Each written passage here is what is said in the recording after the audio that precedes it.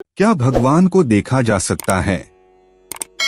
गीता के इस श्लोक में भगवान ने अनन्य भक्ति द्वारा सुलभ होने वाली 3 बातें कही हैं। 1.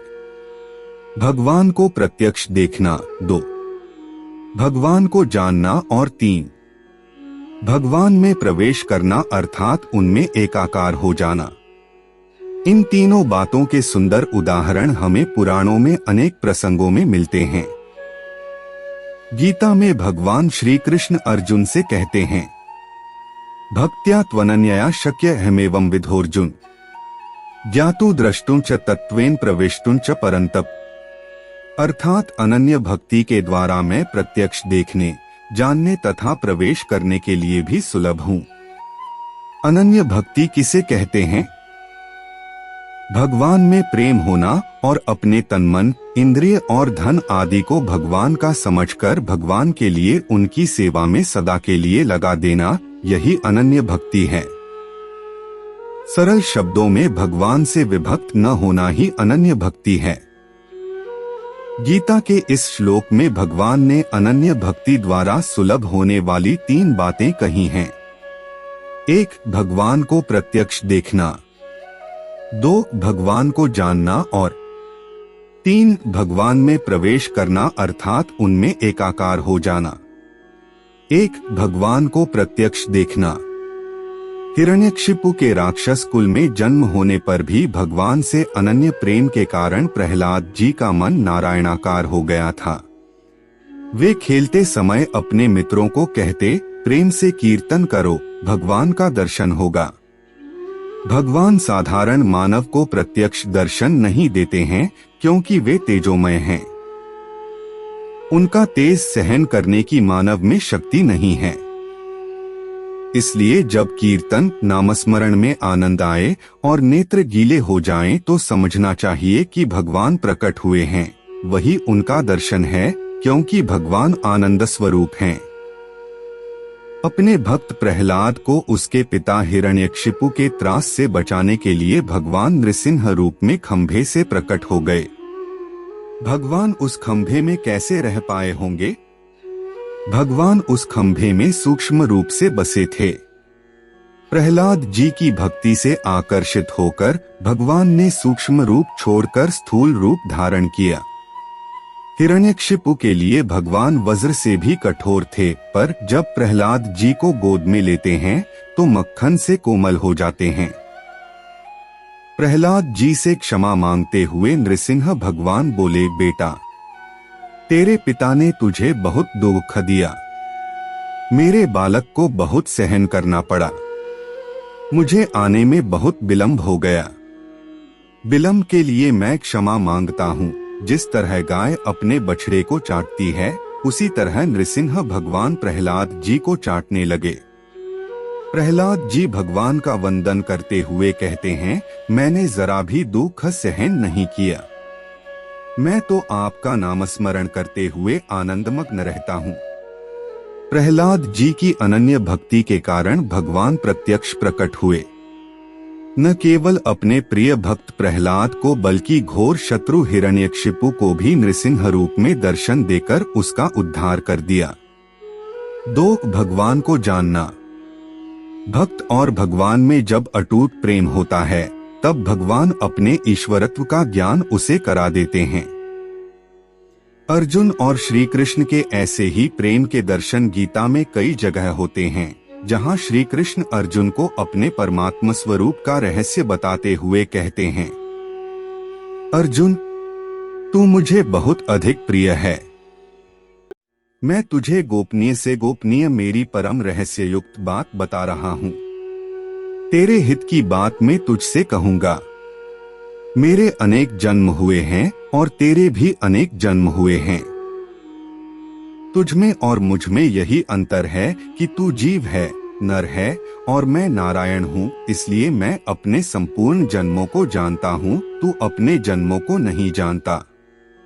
गीता में भगवान श्री कृष्ण कहते हैं, हे अर्जुन, समस्त सृष्टि का आदि कारण मैं ही हूँ।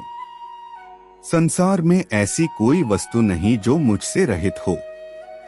जगत में जहाँ जहाँ वैभव, तेज, लक्ष्मी दिखती है, वह सब मेरी विभूति का अंश समझो।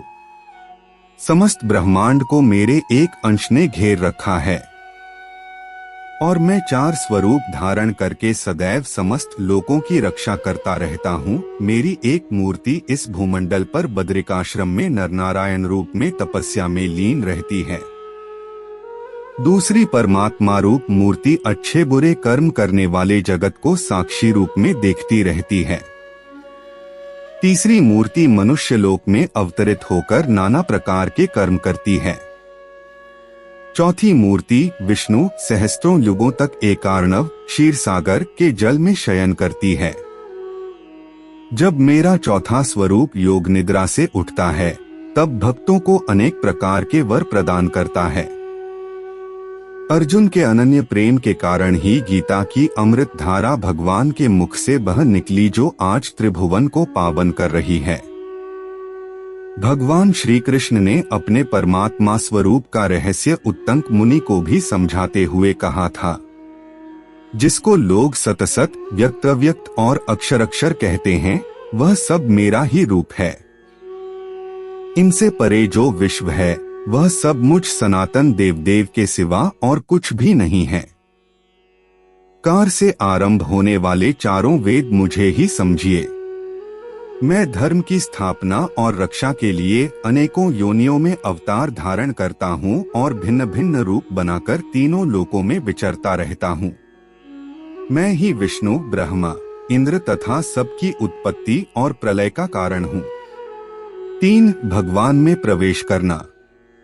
भगवान से अनन्य प्रेम एक ऐसी अमूल्य निधि है, जिसे पाकर संसार की अपार संपत्ति, उच्चाधिकार, विशाल वैभव और उच्च कुल में जन्म सब कुछ पीछे छूट जाता है। रह जाती है सिर्फ दीवानगी।